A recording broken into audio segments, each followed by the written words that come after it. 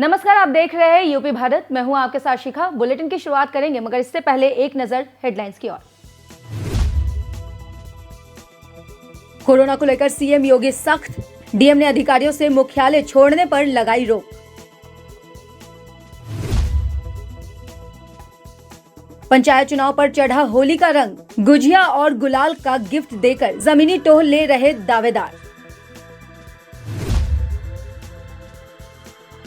1 अप्रैल को टीका लगवा सकते हैं मुख्यमंत्री योगी आदित्यनाथ, सिविल अस्पताल में की गई तैयारियां।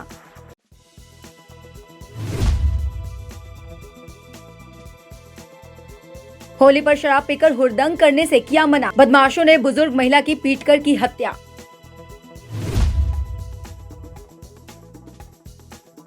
जालौन में अज्ञात युवक की ईंट पत्थर से कुचलकर निर्मम हत्या, इलाके में फैली सनसनी। तो चलिए रुख करते हैं खबरों की ओर। उत्तर प्रदेश के मेरठ में एक बार फिर से कोरोना का खतरा बढ़ता नजर आ रहा है। इसी के मद्देनजर मुख्यमंत्री योगी आदित्यनाथ ने सभी जिलों के अधिकारियों को सख्त निर्देश दिए हैं।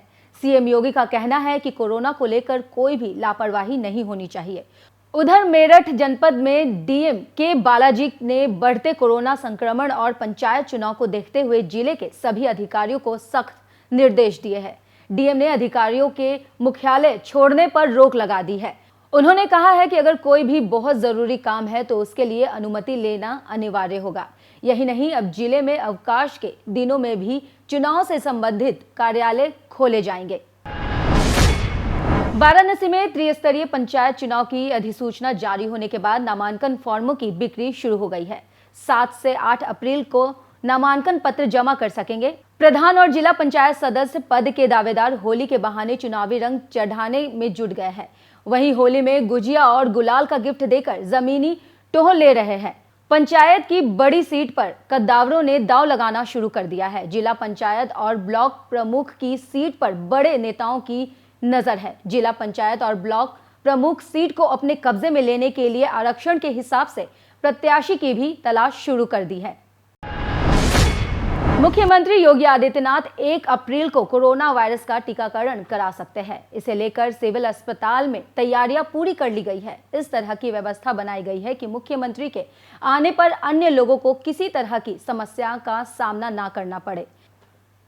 सिविल अस्पताल के डायरेक्टर सुभाष चंद्रा ने बताया है कि अभी अधिकृत तौर पर प्रोटोकॉल नहीं आया है, लेकिन अस्पताल में तैयारियां पूरी कर ली गई है। मुख्यमंत्री के आने पर उनका टीकाकरण करने के लिए अस्पताल प्रशासन पूरी तरह से तैयार है। अस्पताल में पहले से पंजीयन कराने वाले और उस दिन टीकाकरण कराने आने वालों को भी टीका लगाया जाएगा। यहाँ 2 अलग-अलग बूथ बनाए गए हैं। ऐसी स्थिति में एक बूथ पर मुख्यमंत्री का टीकाकरण किया जाएगा तो दूसरे पर अन्य लोगों का टीकाकरण चलता रहेगा।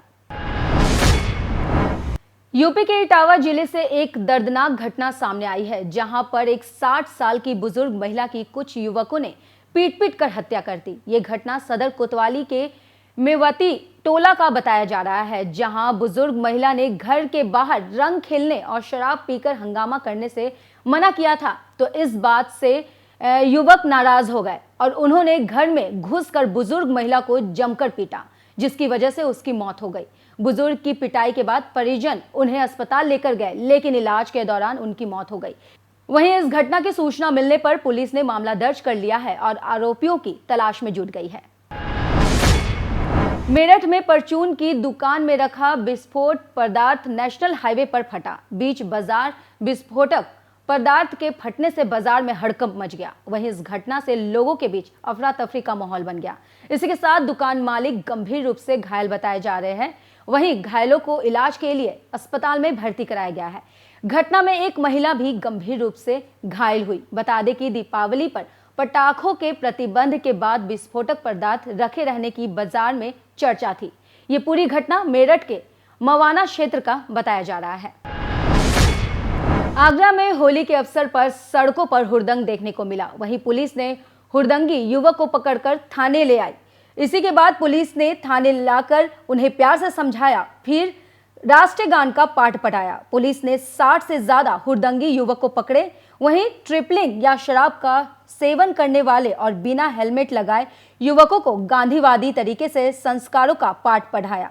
वहीं खंदौली पुलिस का गांधीवादी तरीका कैमरे में कैद हो गया है।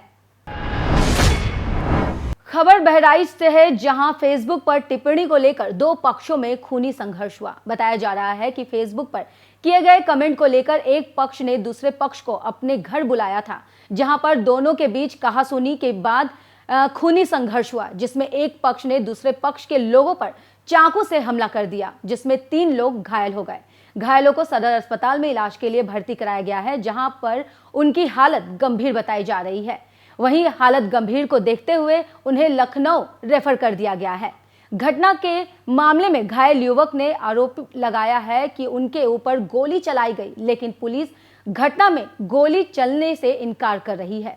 घटना की जानकारी देते हुए अपर पुलिस अधीक्षक नगर कुंवर ज्ञानजैन सिंह ने बताया है कि फेसबुक पर की गई टिप्पणी के विषय पर एक पक्ष ने दूसरे पक्ष को अपने घर बुलाया था, जहां पर बातचीत में मारपीट हो गई और चाकू से हमला कर दिया गया। चाकू के वार से घायल हुए तीनों युवकों की हालत खतरे से बाहर बताई जा रही है। इस मामले में घायलों की तहरीर के आधार पर हत्या के प्रयास का मुकदमा दर्ज कर लिया गया है। अभियुक्त के परिजनों को पूछताछ के लिए हिरासत में ले लिया गया है। पुलिस दबिश दे रही है, वहीं जल्द से जल्द अभियुक्तों की गिरफ्तारी की जाएगी। हम लोग उधर से निकल रहे थे और आशीष सिंह, कार्तिकेय सिंह, इन दोनों लोगों ने गाड़ी हमारी रोक के और सीधे हम लोगों पे हमला कर दिया है। अच्छा, फायरिंग की, चाकू मार दी। अच्छा, कितनों को गोली लगी है? चाकू का एक लोग को गोली लगी है, 2 लोगों को चाकू मारा। क्या वजह थी? कोई पुरानी रंजिश? कोई पुरानी रंजिश नहीं, फेसबुक पे कुछ बात कहानी लोगों की हुई थी और हम लोग उधर से निकल रहे थे। बस थाना कोतवाली क्षेत्र में सूफीपुरा में लड़कों का 2 गुट है, उसमें आपस में मारपीट हुई है, जिसमें 3 लड़के शार्प इंजरी उनको आई है, चोटें। Shivendra Singh, son of Mahendra Pratap Singh, JP Yadav और दुर्गेश सिंह, ये 3 लड़के हैं, उनको शार्प इंजरी आई हुई है। तीनों खतरे से बाहर हैं। 2 को हल्की चोटें हैं, एक को थोड़ा ज़्यादा चोटें हैं। पूरे घटनाक्रम के एनालिसिस करने में पता चला है कि आशीष सिंह, कार्तिकेय सिंह, ऋषभ पांडे और प्रशांत अग्रवाल, ये 4 लड़के थे। आशीष सिंह की फेसबुक पे कुछ पर्सनल कमेंट लोगों ने किया था, उसी बात को लेकर के आशीष सिंह ने इनको अपने घर बुलाया था। ये सब घर गए थे, वहीं किसी बात को लेकर के इसी बात पे बातचीत के दौरान उसमें आशीष ने इसे चाकू से वार किया है, जिसमें 3 लड़के घायल हुए हैं। लगभग 3 बजे के आसपास आज दोपहर में 29 मार्च होली के दिन 3 लोग खून से लथपथ, जिसमें से एक आदमी जिसको बहुत ज़्यादा ब्लीडिंग हो रखी थी, हमारे यहाँ इमरजेंसी में वो आया था। और जब वो यहाँ आए तो उनका जिस तरह से हम इलाज करते हैं उस तरह से उनका पहले यहाँ पे इमरजेंसी में इलाज किया गया। हमारे सर्जन, जो वरिष्ठ सर्जन हैं डॉक्टर FR मलिक सर, उनको बुलाया गया। उन्होंने देखा और फिर उन्होंने जो है और ट्रीटमेंट करा के उनको लखनऊ रेफर कर दिया गया बेहतर इलाज के लिए।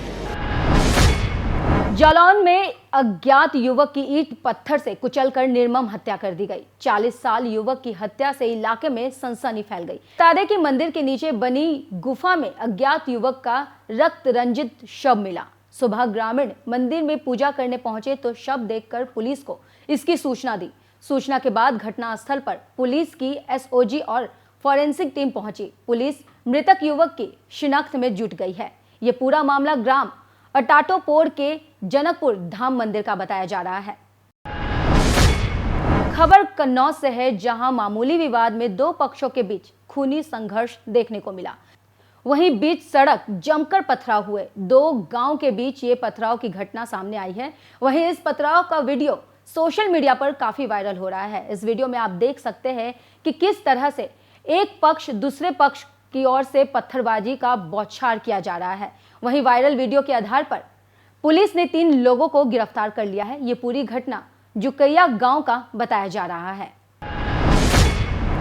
सहारनपुर के सदर बाजार के स्टार पेपर मिल में प्लांट में पड़ी पुरानी लकड़ियों में भीषण आग लग गई। आग लगने से इलाके में अफरा तफरी मच गई। वहीं आग लगने की सूचना मिलते ही मौके पर फायर ब्रिगेड की गाड़ियां पहुंची। 2 घंटे की कड़ी मशक्कत के बाद आग पर काबू पाया गया। और भी तमाम खबरों की जानकारी के लिए बने रहिए हमारे साथ और देखते रहिए यूपी भारत। नमस्कार। उत्तर प्रदेश की हर खबर से रूबरू होने के लिए लाइक और सब्सक्राइब करें यूपी भारत।